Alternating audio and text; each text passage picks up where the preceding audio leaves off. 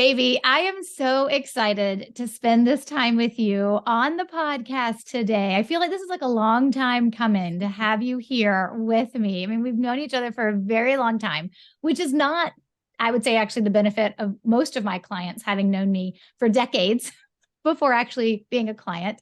But it's so fun that we know each other. And I'm so excited for this conversation because I think you have some great insight to share on top of some really kick butt results to share as well. But before we get to all the goodness, why don't you tell us just a little bit about yourself and your company? Oh, I would love to. Thank you. Hi, I'm Fabi Preslar. I am founder and president of Spark Publications, and we are a custom publisher of independently published books and magazines. We publish nonfiction entrepreneurial books such as business books, coffee table books, collector books, cookbooks, workbooks, and we work primarily with the thought in mind of having a great book serve a great purpose to grow a business, a brand, or a platform. And these are for successful leaders and business owners. And our clients are focused on well-designed, high-quality books that most of the time require minimal marketing. So we're not a marketing heavy firm. We are a beautiful, awesome, rock your book firm. And the magazines, those are business to business magazines, and they're also for large national trade associations, for associations that have memberships of anywhere from 20,000 to 200,000 is really who we're working with. And on the personal side, I also hired my husband, which we've been married for 36 years. I hired him 12 years ago, and I hired my daughter 11 years ago. And we're going to be celebrating, Spark Publications is celebrating 25 years this year. I love it. It's the family business, right? Is it the family that works together, grows together, and never gets upset with each other, right? That's how the saying goes. I'm not familiar with that saying. No, that is not how the saying goes. We're a passionate group.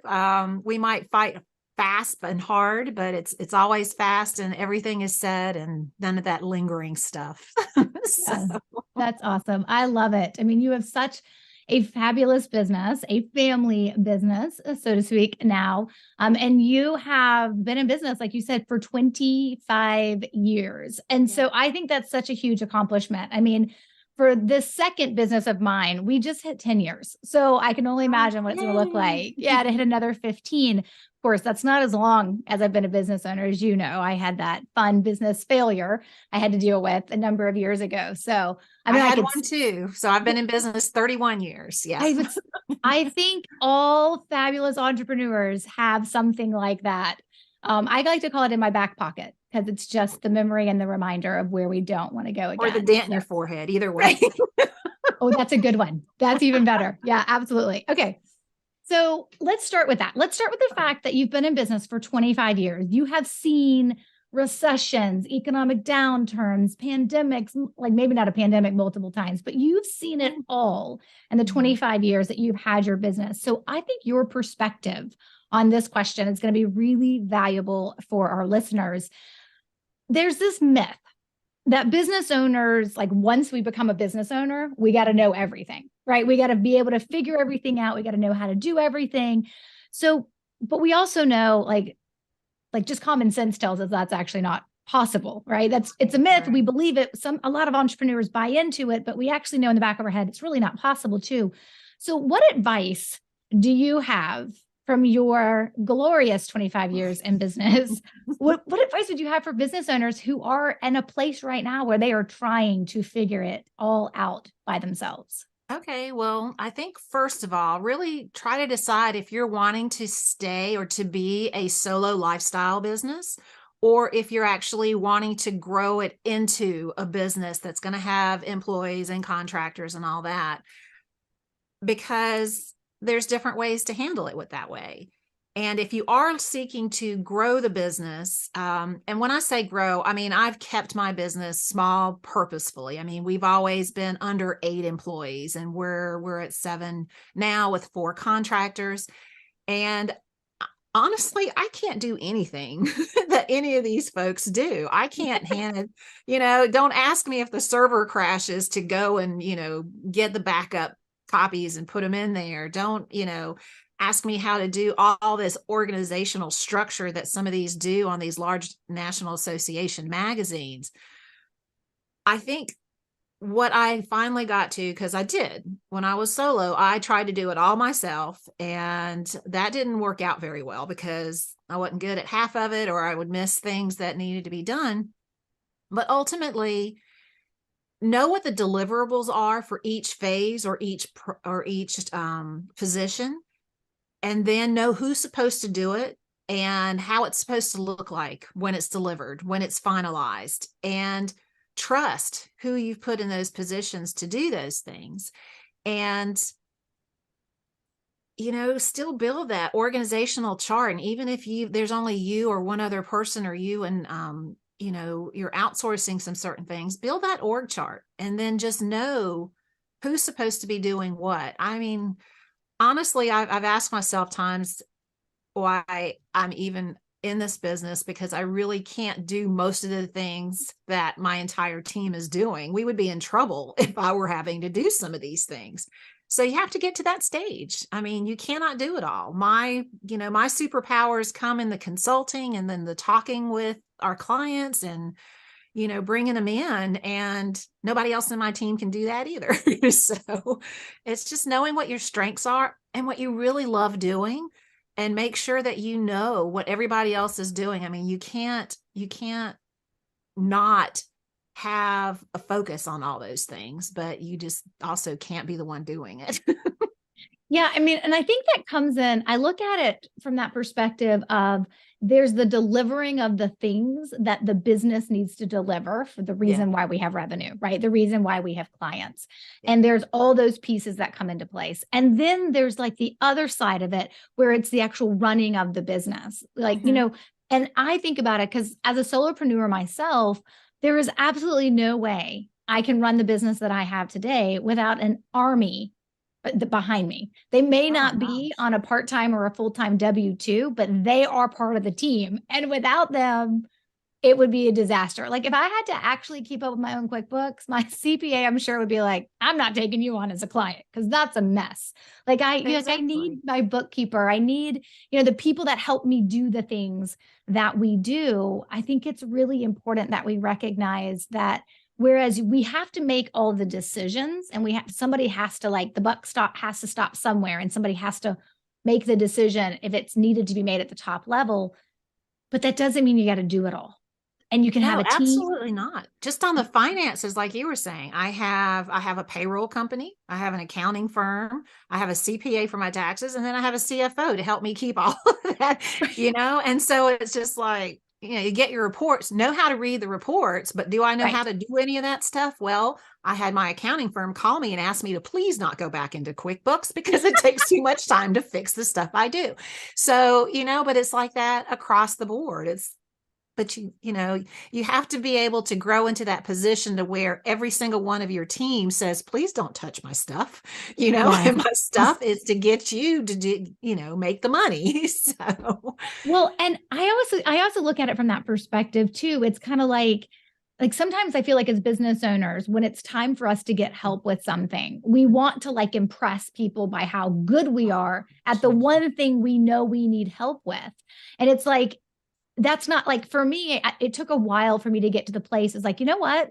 My zone of genius is helping business owners get referrals. Like that is my zone of genius. And they come to me for that need. That doesn't mean I have to have multiple other areas within a zone of genius. I can get help in all the other areas. And it's like reminding yourself of that. People come to you and buy you, right? So to speak, based on the thing that only your company can produce and the way they want it done.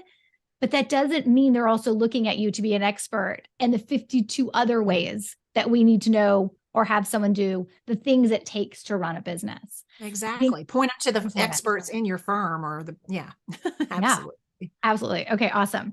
All right. So you decided last year, kind of towards the end of the year, fourth quarter to dive in differently to generating referrals for the company. So what prompted that? Like what kind of was the spark, so to speak, for that to happen? What sparked me actually documenting and celebrating and documenting all the cool stuff in referrals. I have had the great pleasure over the past, now I can say 25 years, of not having a sales team or a salesperson on my, as part of my team. And most of our stuff, all our people come in, clients. Okay.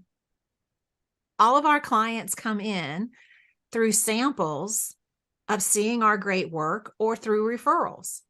And I was horrible at following up. I was horrible at knowing who by the next year who had referred.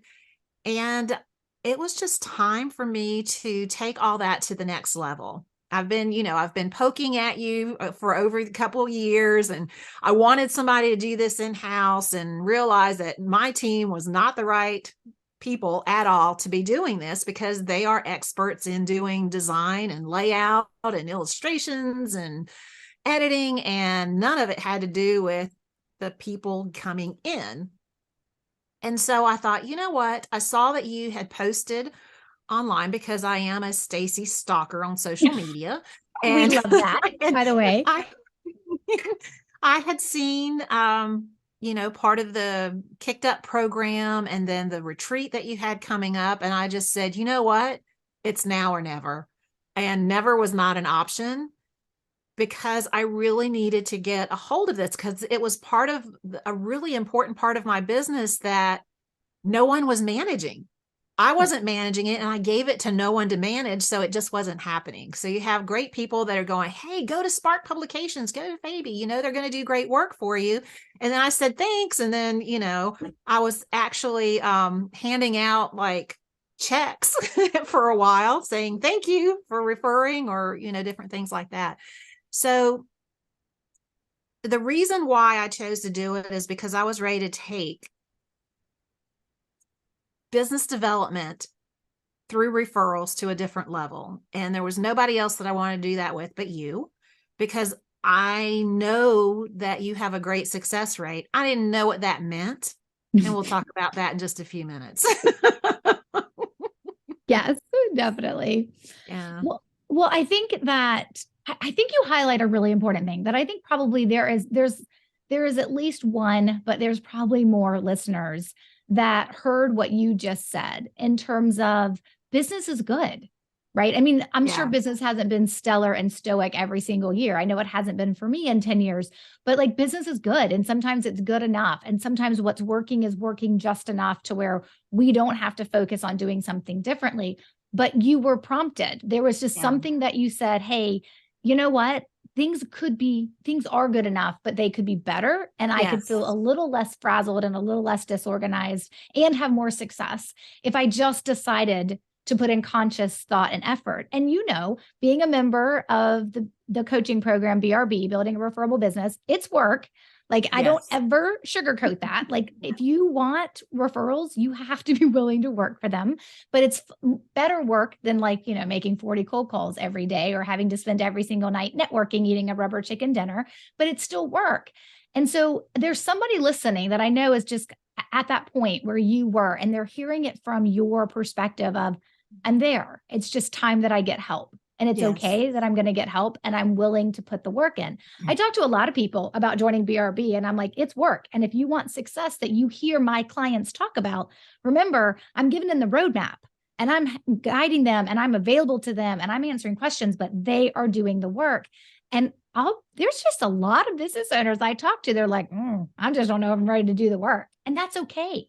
But you got to acknowledge that. And I think you acknowledged it on the other side, was like, hey, it's time. I'm ready to do the work. It's time, and it is work, but so is going to so many networking events. And, I just stopped doing that. So I just stopped doing all the things that weren't working. And not that networking doesn't work. It's just, you have to be very strategic about it. And I've also been in Charlotte long enough to where I've kind of gone through these networks, right? As far as the work part, Yes, it is. You give us the roadmap, but you're also like this awesome GPS. So if you got into your car and you weren't sure where you were going, you could take all these side roads and go all these different ways and spend a lot more time. But with the BRB GPS modules that you have, it actually it saves time. It's gotten me focused. It's actually so much more strategic and has a process that's easy to follow. Now, I'm going to be real honest that it is easy to follow, but I also needed more help with it. And so having a virtual assistant, having an assistant that can do the stuff that takes a lot of time has saved me a lot of time. So the time I do put into it is the strategic part and then the handwriting. I do the notes, I do all that myself. So I don't send that out to anybody. But just I now have my VA and you keeping me accountable. And gosh, I hate disappointing you guys. So when there are times that I really just don't want to do something, it's like, well, I'm going to have to spend time explaining why I didn't do it. So I might as well just do it. Might as well just do it. But I do love the strategy, the formula, the all of the things that you have put in place that help make it a lot easier and not have me have to go make something up. So my thing to business owners is this. It's like, you're going to do it your own way anyway. So why not, with all the things you have going on, why not have someone finally tell you how to do it in a way that makes it easy so that you can just strategically do it yourself? So I love that. I think that's I've never been called an awesome GPS. I love that. People are going to start seeing that now in the marketing. Okay. Glad fabulous. Thank you, dear. No, but I think that you're right. I mean, I think at the end of the day, right? I think this goes back to what we were first talking about, is that if you've decided you want referrals in your business, you've got options of how you're going to learn about doing them. But I think what some people don't understand is that there's actually this whole ecosystem of how we can generate referrals in our business. And we don't put all the parts of the ecosystem in place in the first 3 months or even the first 6 months. We put the most important strategies in place to get the best results early on. And then we refine everything else within our ecosystem. So, okay, let's get to talking about the results, because this is obviously, most people listening are like, can we just know how it's going for her? Like, she's telling us all this great stuff, but I'm a newbie. I'm just getting started. I know, but you're having great success. And so let me set the stage. So when you joined towards the end of last year, right? And you October. were coming in. Yeah. So it was near the end. Yeah. So fourth quarter, you've come into the program, you kind of drink from the fire hose in the very beginning, right? We do our best with our onboarding and our 90-day sprints and things like that, but you are starting to think and learn new language and new ways of doing things. A lot of stuff aligned with who you are. And it does with just about everybody who joins BRB. They're like, oh, I feel good about doing this stuff, but it's still new. It's still strategies. It's still processes. And so you've really been, and so that was kind of like getting everything in place for you. So if we look at your results then, and we're just going to focus on first quarter of this year, so 2023, just from the referrals generation piece, tell everybody, what was the goal you set of the number of new referrals, so new referred clients that you wanted, the number of new referrals that you wanted for this whole year of 2023? What was your goal for this year? I sweat when I told you that I wanted 20 new referrals for 2023. And you sweat because you're like, is it possible? Right? Like, can I do it? Okay. Right. So now let's tell everybody, how many referrals have you received in the first quarter of this year, the first 3 months of 2023? 15. Ooh, let's just have a party. Like, you are 5 away from a year-long goal, and you did it in 3 months. Yes. I mean, that's incredible.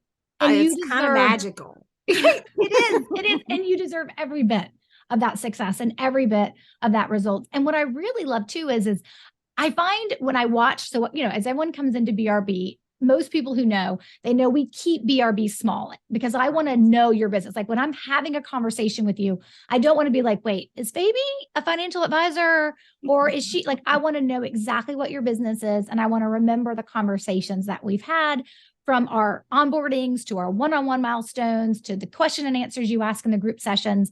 Like I want to make sure there's a continuation, so just from a brain power perspective, the group has to stay small for that reason. Which is very valuable, extremely valuable. Thank you. Thank you. And so, because everybody I talk to is like, how are you going to scale that? I'm like, that is not the point of this. Like, I don't want to scale it. I want to know my people.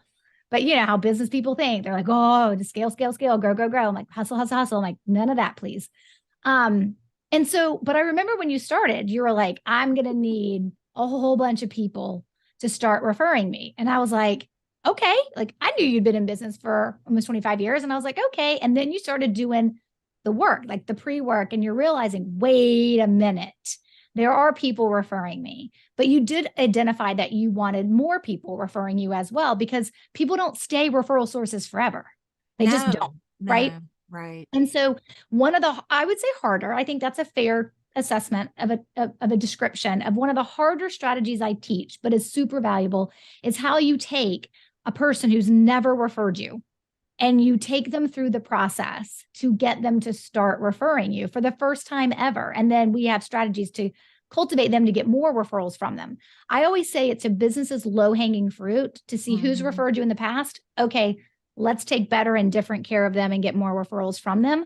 It's harder. That's easy, right? It's harder to say, okay, you've never referred me. And now I'm going to take you through this process where I'm not going to ask you to refer me. I'm not going to hint and be awkward and uncomfortable about referring me. I'm actually going to do things backwards, right? And that's actually what ultimately is going to make it work and turn new people into referral sources. So how many new people do you now have referring you that just, a handful of months ago weren't referring you? Of the ones that I have met with and kept warm, then I got 4 referrals from those directly. And those are kind of really cool because these are people I'd never had conversations with, and using your processes and, to the letter and doing what I was supposed to do, because I decided I wasn't going to make this up. I'm going to decided that Stacey is the guru on this. I'm going to follow her process. And so, yes, actually in the last 2 months, 4 of those people I were keeping warm turned into a referral partner. Did I think that was going to happen? I was hoping that would happen by the end of the year.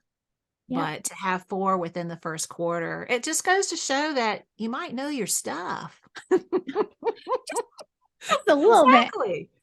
But for real. 10 years, maybe I kind of know what I'm doing. Yeah. And so, and here's the thing, like I love sharing the results that people have. And I love hearing, obviously, the results that people have, but everybody will have different results. Right. The reality of it is you started with a history behind your business, right? Different from somebody who may come into BRB who only has like 2 years or a year of business behind them. We all start in a different place. We all are looking for something different. We all set our own goals and we try really hard. We're not playing the comparison society. We're not trying to do things like everybody else and try to be like them, because that's not possible. Right. I mean, it would be like, I think about, can I say something about that though? That at the retreat, that's what made all of this super real, because I was like super newbie there, right? And I'm like sitting next to this other business owner who has a service-based business, and I'm seeing her referral sheets, and I was like, holy cow. But it was inspirational because I got to see that it was actually happening. Because you always know, well, okay, well, maybe Stacey's just a really good salesperson. Well, you are, but based on how you're helping other business owners succeed. But at the retreat, I got to see that firsthand, and I got to listen to the conversations and people that were in your program for a couple years. And of course, people go, well, don't you just learn the stuff and get out? Well, you can, but with the level of support that you give and the accountability from, the live sessions, the Q&A sessions, and then the retreat, it was just like, wow, this is for real. And it lit a fire underneath me. So you set it all up so that you're the GPS, but then you have all these other travelers that are doing it and being successful. And we learn so much from them. I mean, each of those sessions, I don't get to attend them all because they're weekly and I can't seem to do anything weekly, but I do pop in a couple And times a month. you're not supposed to, right? So like Yeah. you should never feel, no one's supposed to be at Right. all of them. They're every week. You come when you need them. Yeah. And those are super valuable because you get to hear the way that people are using the processes and the techniques. And then there's always like cool new creative things. So that's been really cool. Yeah. So let me just take a half a second and just for people who are listening, they're like, okay, Fabi's mentioned this retreat thing. It's actually a bonus that comes along with your membership in BRB. It's a free retreat that we put on for BRB members in December. You come and you hang out with me. Last year we did it in Charlotte. We'll probably do it in Charlotte again, even though I am investigating another location that seems super fun and cool. But we do for 2 days and we dig in and we get you completely ready for the next year. So even though you were in BRB like 2 months before the retreat happened in early December, we were focused on how do we get Fabi ready for where she is for 2024. That doesn't take away from the fact that you still have milestone calls and weekly Q&As and you can email me when you have questions as you move forward. But I have found that 2-day in-person retreat, and not everybody can attend, and that's fine. It is a bonus. It is free. It is just included. You come, we take care of everything. Yeah. You got to get yourself there, right? Like at the BRB members, I'm like, you got to get yourself there. You got to put yourself up in a hotel. But we just like, it's my time to just pour into you guys for those that can make it for that. And I remember talking to like a business coach and I was like devising what BRB looked like. And they're like, you should charge for that. I'm like, I could, but I'm not going to. I want as many people who have invested in the BRB coaching program to feel like they get all the support and then they get to come hang out with me on top of that for this retreat, because it did exactly what I wanted it to do for you. It got you in a room with other people who are having success and you're like, oh, I can do this too. Yeah. Right. And you're like, if they can do this, right. And more than likely, you're probably sitting pretty close, I can assume, to maybe like Catherine, and you're looking at all her BRB numbers. I was like, holy cow, she's a rock star. So, Yeah, wait, I'm going to show her this year. That's right. I'm like, well, show her up. And, you know, Catherine's been doing this for 8 years. Like she's like the client that I will never, ever let leave. And or maybe it's 7 years, whatever it is, it's a lot. And so you see that and you're like, oh, and then you meet these other humans and you're like, these are great people doing, I mean, we talk, right? And the Q&A is on Zoom every week, but it's not the same. And I just think for someone who's going to say yes to referrals from an ecosystem perspective, I want to, just as it happened with you, I want to get in there. I want to light the fire. I want to kick you in the hiney when you need it from time to time, but I want you to want to do the work, because then I want you to have the success, which you had. I mean, you're 5 referrals away from a year long, a 12-month goal. You're 5 referrals away from hitting it in 3 months. Yeah. Like, no pressure. No pressure. Right. I think you'll get 5 more before the end of the year. But here's the thing. And we talked about this before we hit record. You were talking about your results and you were like, I mean, but I don't want to change my goal. I'm like, no, we don't have to change the goal. Keep the goal at 20. Let's just blow it out of the water. Right? Let's just do way more than that. We're doing 15 in the first quarter, right? And there's not a guarantee, so to speak, that you'll get 15 every quarter. Maybe you'll get 20, maybe you'll get 10, but you're already there with processes, procedures, strategies. It's working and you're having that success. And that is what I love. Okay. So you have said so many fabulous things about BRB. I want to close with just one final question. I want you to talk to the people who are listening who have either applied for BRB but haven't pulled the trigger to join, or they've been on the fence about applying to see if they want to join BRB. What would you say to them if you were telling them you should join BRB? I was on the fence for probably about 6-7 years, and nothing was really happening. I kept thinking, it's referrals. I should know how to do this. I'm a business owner whose company is run on referrals and, introductions. But until I got the process, until I got to be in a group of other business owners who are focusing on this and learning how to not ask for referrals and get like triple the amount of referrals that I've gotten in the past couple of years, you're welcome to stay on the fence, but it's going to be slow. You can make up a process and that's okay. I have just really enjoyed and appreciating having Stacey tell me what to do and then doing it and then watching this level of success happen. So get off the fence. That is awesome. That's right. Everybody off the fence. Off the Make a fence. decision. Make a Hopefully the decision. decision is to join Fabi in BRB, but whatever it is, get off the fence. I Yeah. love it. I love it. Is there anything I should have asked you that I didn't? Oh, I don't know. Referrals are so valuable, and I would love for everyone listening to, let's connect. Let's see how we can help each other out. My referral sources are the top of my list when opportunities come up. I had a $300 ticket to an event a couple weeks ago, and at the last minute, I had an urgency that I had to deal with. A referral partner is actually who got that ticket. And not that I'm constantly canceling things, but I'm constantly getting opportunities. And I like to celebrate those referral partners. And, you can do that too. And even connections, just making connections. I connect my referral partners also, because everyone is genuinely has a good business and is looking for new connections. So, it just keeps working out really well. Thanks for asking me to share that. I mean, that's really important. Yeah, I think it is important for people to recognize, like, once you really start generating referrals and you know who these referral sources, these referral partners are, they are always on your mind. Like, they're just kind of percolating there in terms of, hey, these are the people who make my life easier.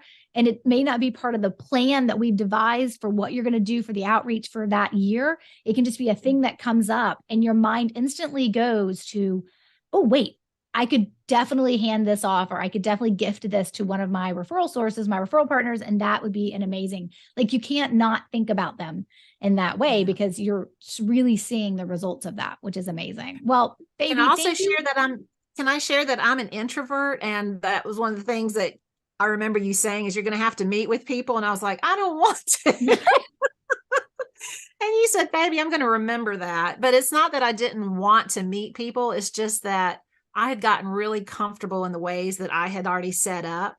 And then through this process and the things that you have coached us on, it just makes it a lot easier. And I have been having a blast. So thank you. Well, I think that I do. I'm so glad you brought that up because I mean, I definitely have introverts who are like, I have to talk to people all the time. I'm like, no, but you have to be strategic and you do have to be willing to have like relationships. Yeah. Like, you have to be willing to, like, these are humans who refer you. So you have to actually cultivate that relationship with them. So I do think sometimes that people are like, wait, how much of this is going to be killing my introverted spirit? And I'm like, it's not. None. But you may have to step out slightly into a world of what you said, having a blast without thinking that that was possible. So I did. I think that's awesome. Okay, Fabi, tell folks where they can find you if they are interested in learning more about your company. Go to sparkpublications.com. If you're interested in the books, it's /books. If not, there's a contact us page and it'll get to me or one of my team and we'll reach back out. Perfect. Well, I am so excited that you are a part of BRB. I'm so excited you got off the fence and you came on over here to the light side, all full of light and fun and unicorns. I'm kidding. But I'm glad you're over on this side. I'm glad you've had amazing results in your first 3 months. And I can't wait to see what the rest of this year looks like for you. Me either. I look forward to it. Thanks for being a great BRB GPS. Well, it is my pleasure. Thank you.